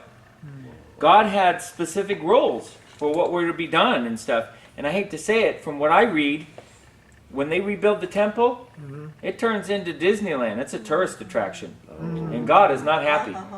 And God is not happy. You know why the 144,000 are sealed, according to Ezekiel 9? Because they wept over the abominations committed in the temple. Well, none of them have been with virgins or defiled themselves with women. Right, but they're weeping over the abominations. God's saying, He tells the guy, He says, I want you to go and mark the foreheads of all of those that weep over the abominations committed in the temple. And then He tells the other one, follow him. And He says, follow him, and I want you to, starting with the elders in the temple, wipe out every man, woman, child, show no mercy. That's heavy. And the prophet's weeping. He says, won't you at least leave a remnant? Well, he does. He leaves a third. And those are the remnant that are there after the bowl judgments that finally cry out to God when the 5 armies are coming down to destroy him. And then it says that they weep over him as a lost son of him whom they pierced. That's the budding of the fig tree. Israel becoming a nation was not the budding of the fig tree. The budding of the fig tree is when Israel recognizes their Messiah for the first time. Yeah. And that's why it says that generation will not pass away, because they're going to go through that whole millennium kingdom. All the way to the white throne judgment. Is that generation now, or is it not now? Okay. Well, it might be starting now. Yeah. But technically, the budding of that fig tree is not until they recognize their Messiah, and that won't be till 7 years after the sacrifices start in the temple. That's at Armageddon. That's after the bowl judgments. And you said you were going to be a martyr, or were you? God told me back in high school I was going to get my head cut off during the trib. Now, that was a really hard concept for me at the time because I was pre-trib. Yeah. I'm like, Yeah, I was pre-trib. I thought that the tribulation was going to come before it. right. Right? Like most, yeah. Yeah, and you know what? I figured, well, God will work it all out. But I knew Jesus was my example, and he went like a lamb to the slaughter. And that's the example he set for me. Okay. All right. I gotta go. Thanks a lot. I And appreciate no it. problem. You got it. Have a good night. God bless. What do you think is Islam in this time? Who else cuts off heads? I know, that's what I was just gonna say, Yeah. did we ever think back, you know, when you read what underneath the throne card? If you look back to Hitler's Nazi movement, you'll find a bunch of Muslims doing the Sig Heil. Yeah. Yeah. It's funny how you can have the Catholic Church, the Muslims, all tied together. Right. You know, yeah. And Nazis. But if you look at the prophecies of the Muslims and you look at the prophecies from the Bible in the last book, they fit hand in hand together. Yeah. Yeah.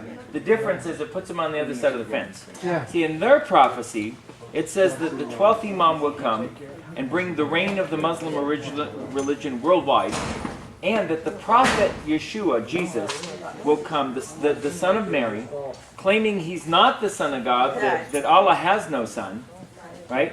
And then will lead an army against the false Messiah, in this case, who's supposed to, remember it says the 2 witnesses, they hold up the heavens to keep from rain coming, and that anybody tries to harm them, fire comes out, right? Well, in their prophecy it says that the false Messiah is going to come and he's going to stop rain from the heavens, and he's going to bring fire down to consume Muslims, and that Jesus, the son of Mary, who's not the son of God, and it says anybody that says he is the son of God get their head cut off, is going to go to war with these ones, and he's going to kill him in the streets of Jerusalem, and their bodies are going to lie dead in the streets of Jerusalem. Does that sound familiar? Anybody that's read chapter 11 on it, they're real familiar with all this material. Bye, Chauncey. See you Friday. I'll see you. God bless. No, I haven't. You'd be surprised how many books I haven't read. You should read this one because exactly what you say, he gives them your and he gives them It's uncanny. It's amazing. There's so much material. It's like, for example, there that part where the bowl judgment comes in and the Euphrates River is dried up to prepare the way for the Armageddon. Okay, I'm going through these bowl judgments, and here every judgment's getting harsher and harsher, right? And then now we're at the wrath of God. The river dries up. That's it? Really? Right? Okay. Well, the Muslim religion says that the Euphrates is going to reveal a mountain of gold, and that the armies on each side are going to come in and fight over the gold, and many, many Muslims will die over it. Now all of a sudden it started sounding a lot more like a... Mark wanted to do something before he took off. He says, you know why Solomon was ruling such a hard fist, or iron fist? Because he has 700 800 what? Yeah, 700 wives, 300 concubines. 700 Yeah.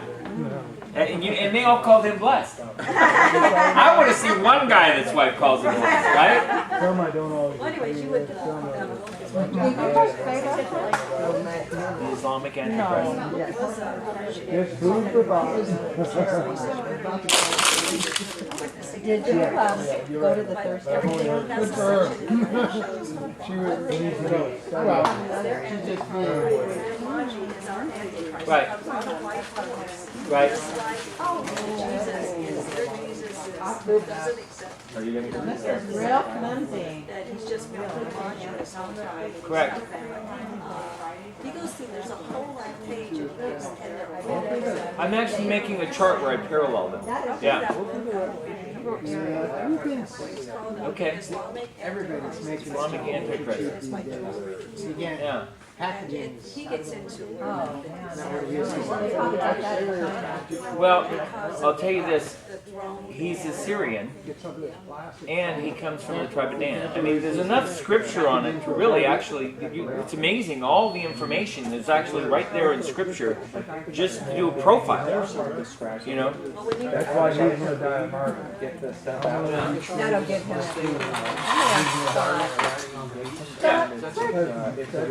You want me to put this in? I don't want to put Well, there's a lot of scriptures, there's a lot of scriptures as you go through it, where he literally straight out calls Israel a harlot. And he's talking about the disobedient Israel.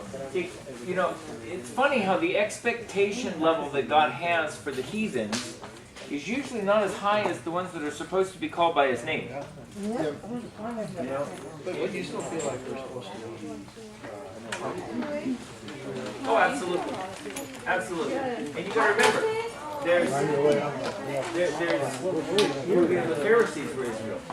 But there's the ones that are actually God's, and there's the ones that are not. And he says, you know, your father is Satan. Well, part of the reason for a lot of the anti-Semitism is a lot of people studied about these Zionists and all this one world order being brought in with it. Well, a lot of that was brought in by Jews and stuff in it. But then they turn around and they try to associate that to all the Jews. They're talking about a small group of a handful of people that are leaders.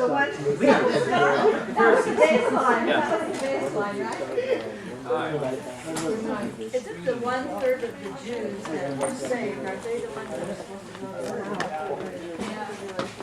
Well, see, that's the thing about it, that 1/3 of the Jews are not necessarily saved. Or they wouldn't be there during the bowl judgment. God seems to preserve them. Yes. Yes. And actually, there's a thing that actually hints to the fact that they go to Babylon first, and he says, "Come out of Babylon, my people," and then they end up in captivity. But yeah.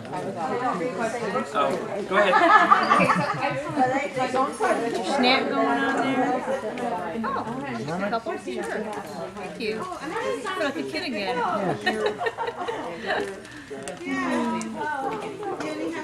I'm suggesting